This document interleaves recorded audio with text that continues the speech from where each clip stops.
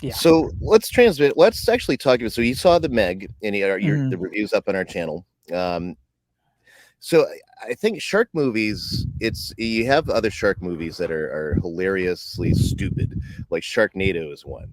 Right, It's but actually hilarious. Sharknado is a good shark movie. And you know why it's a Mhm. good shark movie? Because it knows what it's trying to do. So, Right. I'm gonna say this here. Every shark movie made since 1975 lives in the shadow of Jaws. And so if I had to make a list of all the good shark movies out there and was not allowed to put Jaws on the list, the best shark movie of all time is Jaws 2, okay? And if you've seen Jaws 2, it's not a great movie, but it's not terrible. It's still better than, like, 47 Meters Down. I hate 47 Meters Down as a shark movie because they Mhm. just took a shark movie and made it into a horror film, and I personally, I don't like horror movies for the most part, but to make a good shark like, the reason Jaws is such a good shark movie and why it is what it is because it's not actually a shark movie. It's a Mhm. movie about three men from three very different walks of life, Very different backgrounds. putting aside their personal differences to take on an existential threat to their community, Mhm. right? And so you've got the blue collar guy in Quint.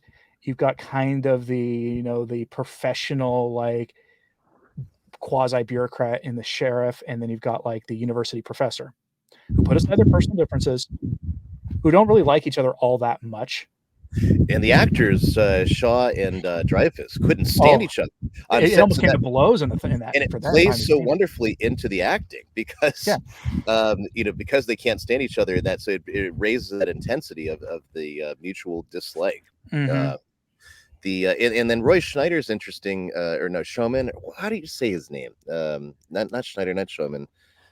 Roy Uh, Scheider, the Scheider, sheriff? Scheider. Yeah, Yeah. the sheriff. And I like that actor. He was in a couple other movies that I liked. He's He was in basically Sequest DSV too, by the way. If you he was wanna in watch Sequest, Star Trek Underwater, right? that's Sequest.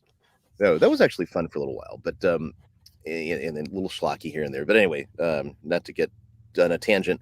Um, he's the hero of sorts, but he's not like just destroy everything. I'm in charge here.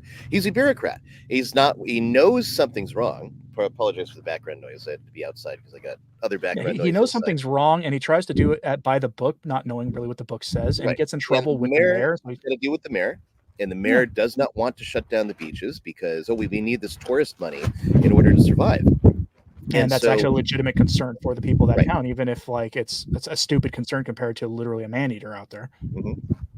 And so there were so he falls in line even though he knows there's something out there and this is dangerous. And so So yeah. yeah, every serious shark movie has failed Mhm. because they try to be Jaws, and they don't understand what made Jaws work, which is that it's a character-driven movie. Right. With the shark just as the MacGuffin. Bruce is just the plot object that drives the character story. And here's another thing too, and and this I think follows for a lot of good horror, Mhm. is that you barely see the shark. When you do see Yes. it, it's actually just as well you didn't. But there's a story behind that. Well, that's Spielberg yeah. wanted lots of shark footage, and his robot shark kept sinking or malfunctioning, and so he had to redraft the movie to not show so much shark, and that actually made it look better. You see it from the shark's perspective, and that it raises the terror and the nervousness. Mm. Yeah. Things are happening to the ship. This terror is out there, but you don't see it. When you do see it, yeah, it looks kind of lame. It's like the one major criticism for Jaws is that. Right, but you know what, though? I've watched But enough reaction videos to people watching Jaws for the first time, and usually they chuckle, but yeah, not as badly as you'd think. And why is that? mhm, Because CGI sharks don't look good. And I no, say this because I recently watched Deep Blue Sea, which came out in 1999. I called it the feel-good comedy of the summer of 1999, and that year I called it the feel-good comedy of the summer, right? Because I saw that in the theater, and the CGI was on par with, like, The Phantom Menace, which means its CGI is at least as good as what you see on the big screen today. So, for mhm, instance, the Meg, the CGI is not exactly great, but then again, no CGI in Hollywood is good anymore. mhm, Almost right. none. Like, it when there's good CGI, it's remarkable. Like, I think James Cameron paid extra for Avatar, from what I hear. I didn't see the Yeah, second he Avatar must have. movie. As much as I hated that movie, and as much as I couldn't stand it, the CGI was beautiful. The CGI was very well done. I did you see the new Avatar movie? I haven't seen it I yet. did. I don't know why I did, but I did. Okay. But So what makes a good shark movie is that they have to be character driven, and there are very few good shark movies. Or there's another way to do a good shark movie, and to realize that the entire premise of a shark movie is generally absurd. Because unless you're going to remake Jaws and have it be a plausible scenario, except for the fact that everybody forgets that the shark in Jaws is literally the biggest great white shark ever documented. Like the great whites don't get 25 feet long, and that one was. So we're talking, this is the biggest great white in history. The other way to do it is to realize you have kind of an absurd scenario and then just lean into it. And that's why Sharknado is so fun. It's because it's a movie about a tornado that starts on the ocean and picks up a whole bunch of sharks and then goes flying through populated areas without the sharks dying in the process. And it's absurd. That's why the Meg works. Prehistoric, dinosaur sharks you get out of the Marianas Trench, because of science that can be boiled down to the writer saying, dude, trust me, basically. And it works because it's absurd. I mean, again, when people complain that the movie is silly, well, you want to see a movie whose poster had Jason Statham charging a shark with an explosive spear in his hand while riding a jet ski. What did you think you're getting yourself into? This is not exactly a serious film. Right. And again, as I told you, there was no language in the movie. Not that I caught. Not only no blasphemy, but no language. I didn't hear any strong language. It would be interesting to go look up to see what the Chinese film standards are, because the company that made it is a Chinese company. It was licensed by Warner Brothers. It was distributed by Warner Brothers in America and Europe, but it's actually a Chinese film made for American audiences. Which is why people projecting it was going to fail at the box office were wrong, because it ended up doing $140 million worldwide. Its opening weekend against a $150 million budget. That ain't bad. That's very good. Compare that to the flopbuster like Indiana Jones, which what was it, $350 million budget, not even accounting what they're hiding for reshoots or what they're hiding and not accounting for their marketing, and $900 million budget to break even. Right. Meaning they were hoping for 1.5 billion. They were hoping for Top Gun Maverick. And to be fair, a well-executed Indiana Jones movie could have been a Top Gun Maverick of the year. But that's not what we got. If you want a spoiler for Indiana Jones that will tell you whether or not you want to see it, Phoebe Waller-Bridge one punch knocks out Indiana Jones towards the end of the movie. Yeah. If you want to see that movie, go see Indiana Jones and the Dial of Destiny. If you don't want to see one of the most iconic heroes of modern cinema, a cultural icon, get one punch knocked out by the living embodiment of every one of the worst feminist stereotypes ever, then don't go see that movie. Precisely. But these schlocky shark, like a good shark movie, will either be a serious character study, and almost none of them ever are. So all the only other ones that are good are the ones that are, let's lean into being silly. So like Jaws 2 is kind of a character study because you have Roy Scheider back, and he basically takes on the shark by himself, but the more the focus is on his family in that film. Right. But there aren't very many serious shark movies. What were they doing? I don't know. There was in Jaws 2, they were going on there was a big, regatta, or I think that's how you call it, a big boat race. And nobody believed him when he had evidence that another shark was in the waters, probably because nobody wanted to believe him. Right. But all the other good shark movies they're bad movies. They're schlocky movies that you watch not expecting high cinema, but you go in knowing it's going to be bad, purposely bad, by design bad, and that they lean into it. Here's a pro tip for you: if Jason Statham is one of your stars of your movie, you're not watching anything serious. You're watching schlock. He's a schlock actor, and that's fine. He's usually like the most serious person on screen, too, which really helps sell it. There's the character DJ in Meg 2 is like the comic relief. And so when he's on screen with anybody else, but especially with Jason Statham is just so dead serious at all times, when the entire plot of that movie is just absurd. I mean, there's a kraken in Meg 2. Okay. There are these eel, raptor, dinosaur things that get onto the land and go terrorize people. This is not a serious movie, but it's still one of the better shark movies I've ever seen. Yeah, I compare that to, I think of Jaws 4.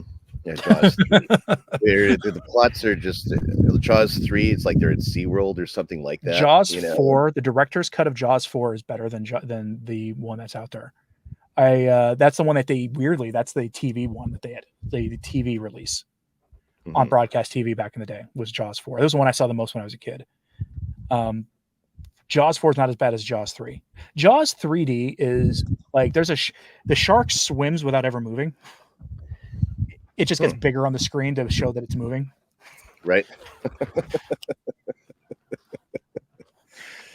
Oh no.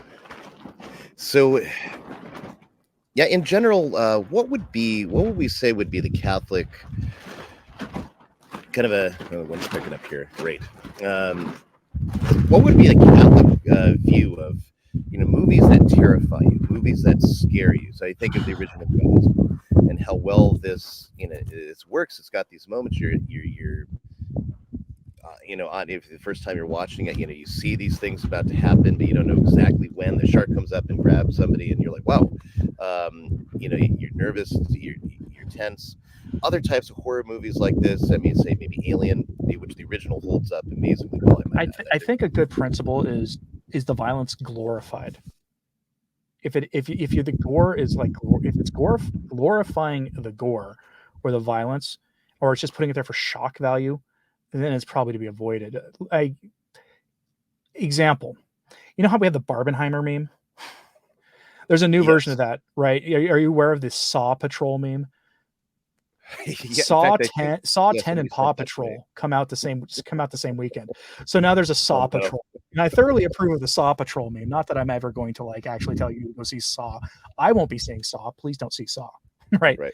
But Saw is the classic example. Like Eli Roth is I think he did some of the Saw movies, I think, or he did like similar kinds of movies. When Mhm. he does violence, he does gore for the sake of shock and gore for the sake of glorifying the violence. I'll give you an Right. example. I saw his remake of Death Wish. Did you Mhm. ever see Eli Roth's Death Wish movie? No, I must have missed that one. The least gory movie he ever made, and it still was too much for me in some ways. Mhm. And that's saying something, by the way, Right. because the Death Wish movies are notoriously like made, Mhm. Dirty Harry look calm by comparison. Right. Um, but it shouldn't be glorifying violence, and it also, when it comes to like a horror movie, glorifying evil. And this is where I get into problems with things like I saw a trailer for The Nun when I went to see whatever it is we saw this weekend at the Meg. Actually, there's a trailer for The Nun at the Meg, and The Okay. Nun is a horror movie where that takes place in a convent, or like a girl's like boarding home, run by nuns, and they find like where there's a nun who had encased the wall, and she Mhm. like was haunting the place like demonically. And then there's the other thing: does it glorify the demonic? Deal breaker if it is. And Yeah. this isn't like the exorcism or the exorcist, right, which is not glorifying the demonic at all. It's Right. over the top and not a realistic portrayal of an exorcism, but it's not Mhm. glorifying the demonic either. Right. Whereas a lot of these kind of movies do make evil look awesome, then that's Mhm. kind of a problem. They're not supposed it's supposed to, you know, put like a right ordered fear of God in you, as opposed to um, make you think evil looks cool. Mhm. Right. Poltergeist. Remember the old Poltergeist film? That one, Barely. Yeah, I haven't seen it since I was a kid. right? That was, I think, about the same for me. But it wasn't quite a glorification of evil, but it didn't try to bring in any religion, and it was even tuck in like a message about Native American burial ground, and I mean, and that's where the meme about that comes from, right? It's, mhm, the haunted house is on an ancient Indian burial ground. I think that comes from right, Poltergeist. it does. The Pet Cemetery, Yeah, that's another, another one. I tried watching that a few years ago and I couldn't. yeah, And I no, forgot. it's Don't watch Pet Cemetery anyway if you don't want to see a small child and in a semi truck have a high speed encounter. yeah, that's horrific. No, don't Especially watch that as a movie. parent. It was one thing when I was a kid, it'd be like, "Oh, that's terrible," and then, but as an adult, that's terrifying. Um, Yeah. with small children, especially because they love to get running, and they love to just for some reason gravitate to places they shouldn't be. I mean it, and that's like kind of like terrifying. I don't know. It's terrifying in the wrong way. You see something like that, and you're just as a parent, you're like you can't take it. I don't know. I think like there's some levels where you just should not go in portraying a Mhm. horror story. I think Yeah. um, it's just and like children, violence against children. That's something that you look at the art, even very dark forms of art, like in ancient Greece and their drama, and some horrible things happen to people. Like Agamemnon is this horrible death at the hands of his wife, Clytemnestra, and in several plays, Aeschylus, for example, and whatnot. In the play Agamemnon, you never see in any of these types of things. You never see the incredible violence directed at children. It's like Yeah, the that's a ancients are aware. There's a place you just don't go. right, and that's a hard thing to talk about too, because here we were talking positively about Jaws, but there is an infamous scene in that movie where that drives the plot forward, where a child is the victim of the shark, and you can't really get around that in that movie because it's so No, important to this scene. it is. But then again, it is also a believable Hmm. scenario because the movie is loosely based off of real events. I say loosely because it was in New Jersey in the about 100 something years ago that the Jersey Shore, there was a great white that parked itself off there and took out like 6 swimmers or something over the course of Hmm. like a week and a half. Wow. So, and that was what inspired the movie. Hmm. Well, inspired the book that became the movie. A Right. book that, by the way, that the author greatly regrets writing. He said Yeah. he spent the rest of his life writing very much pro shark books because sharks are essential to the oceanic ecosystem. Right.